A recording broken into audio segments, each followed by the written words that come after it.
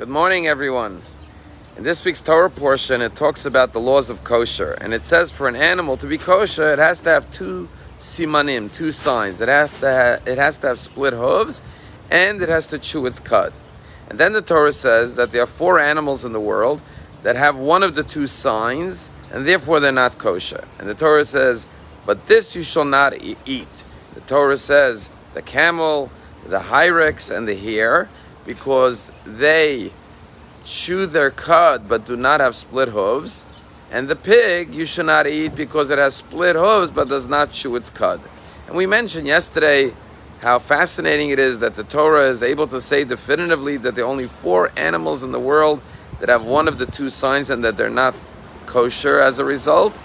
Even though we've discovered new continents and thousands of new animals, we've never found any other animals that fit into these two categories of having either split hooves or only chewing their cud.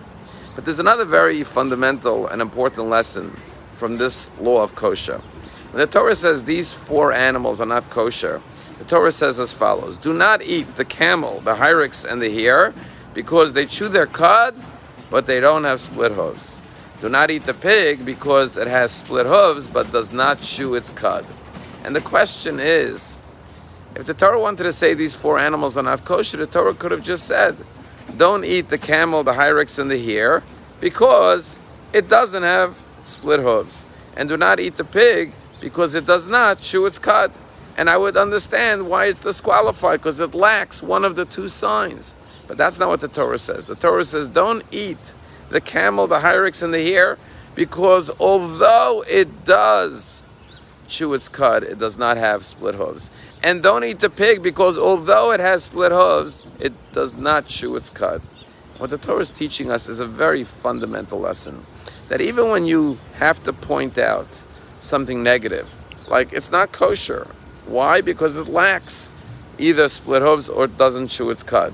Always mention the positive before you get to the negative. Always say what's right, what's kosher about the animal before you state what's unkosher. And therefore the Torah adds extra words that were unnecessary, just to say, yes, the camel, the hyrax, and the hare, they do have one positive trait, and that is that they have chew their cud, but they lack something else, and therefore they're not kosher. And the same thing even with the pig. Yes, it has something positive. It has split hooves, but it doesn't chew its cud.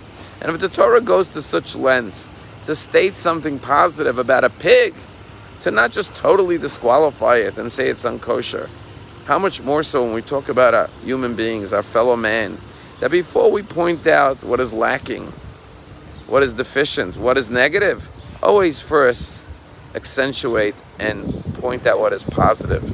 Because everyone, if animals have something good about them, surely every human being has many, many things that are good. And therefore always state the good before you get to the negative. Unfortunately, human nature is the reverse. That many times, even when someone does something good, we can't just say they did something good. We have to point out something negative. The Torah is saying just the opposite. If someone does something bad, first point out the positive. You know, today in Chicago, there's a man by the name of Willie Wilson, a wealthy man, politician, but he's an independent businessman, and he decided to do a good deed because the gas prices are going up, as we know, cost of gas.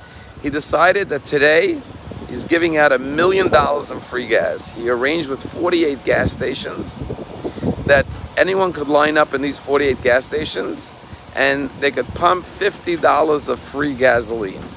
And today, throughout Chicago, $1 million in gas is going to be given out for free. What an act of kindness, of generosity, of thoughtfulness. But guess what? Not everyone has good things to say. Believe it or not, people are criticizing him. It's going to create traffic jams. It's only a publicity stunt. It's going to create, long lines. Learn from the Torah.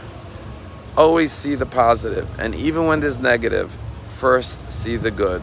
And if we see the good in others, then obviously we will be happier because we will be focused on what's good and what's right and not what is wrong. Have a wonderful day.